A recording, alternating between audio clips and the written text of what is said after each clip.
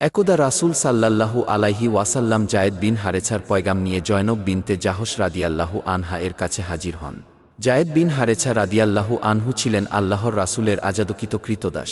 অপরদিকে হজরত জয়নব ছিলেন অত্যন্ত খানদান পরিবারের সম্ভ্রান্ত ও সম্মানিত মহিলা। সেই সাথে তিনি ছিলেন রাসূলের ফুফাতো বোন। জয়নব উত্তর দিলেন, আমি তাকে বিয়ে করব না।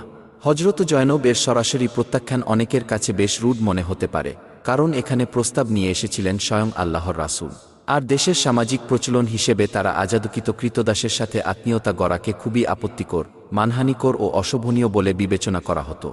বিধায় আল্লাহর রাসূল যখন তার আজাদকৃত গোলাম জায়েদের জন্য বিবাহের প্রস্তাব দিলেন, তখন জয়নব ও তার ভাই তা সুস্পষ্টভাবে প্রত্যাখ্যান করলেন।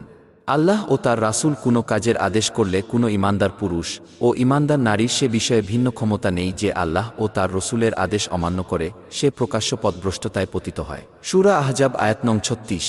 এই আয়াত শুনে হজরত জয়নব বললেন, হে আল্লাহর রাসূল, আপনি কি এ বিয়েতে সম্মত আছেন? তিনি বললেন, হ্যাঁ। তখন হজরত জয়নব বললেন, তাহলে আমারও কোনো আপত্তি নেই।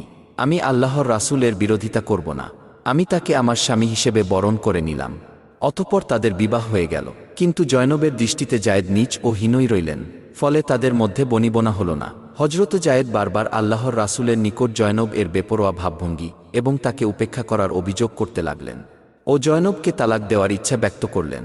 আল্লাহর রাসূল বিয়ে ভাঙ্গতে নিষেধ করেন এবং বলেন, তোমার স্ত্রীকে তোমার কাছেই থাকতে দাও এবং আল্লাহকে ভয় করো। আল্লাহর নির্দেশ কার্যে পরিণত হয়েই থাকে।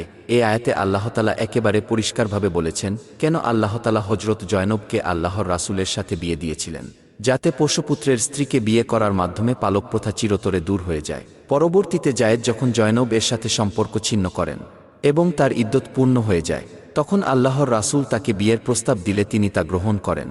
হজরত জয়নব আল্লাহর রাসূলকে বলতেন, আল্লাহতালা আমার মধ্যে এমন ৩টি বিশেষত্ব রেখেছেন যা আপনার অন্যান্য স্ত্রীদের মাঝে নেই। প্রথম এই যে আমার নানা ও আপনার দাদা একই ব্যক্তি। দ্বিতীয় এই যে আপনার সাথে আমার বিয়ে আল্লাহতালা আকাশে পড়িয়েছেন। আর তৃতীয় এই যে আমাদের মাঝে সংবাদ বাহক ছিলেন হজরত জিবরাইল আলাইহিসসালাম। হজরত জয়নব রাসূল সাল্লাল্লাহু আলাইহি ওয়াসাল্লাম এর অন্যান্য স্ত্রীদের সাথে বেশ গর্ব করে বলতেন, তোমাদের বিয়ে দিয়েছেন তোমাদের অভিভাবক ও ওয়ারিশগণ, আর আমার বিয়ে দিয়েছেন স্বয়ং আল্লাহতালা সপ্তম আকাশের উপর।